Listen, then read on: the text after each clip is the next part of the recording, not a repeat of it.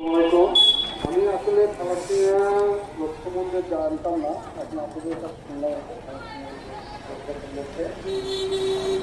আমাদের স্যার আগে আপনি যখন আসছেন তার কিছু 5 মিনিট আগে শেষ চলে গেছেন।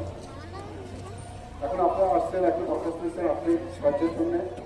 আমরা ইনশাল্লাহ আপনাদের বলা হচ্ছে সমস্ত মঙ্গলবার আমরা আপনার এলাকায় একটা কাজ দিয়েছি। আমি আমার সঙ্গে যোগাযোগ করে ভাবছি আমি একটা সময় নেব, সময় নিয়ে আমি আপনাদেরকে আপনারা যেগুলো ধরনের যেগুলো প্রধান যেগুলো মানে যেটা আপনি আপনার সাহায্যটা বিশ্বাস করবে আমিও থাকবো।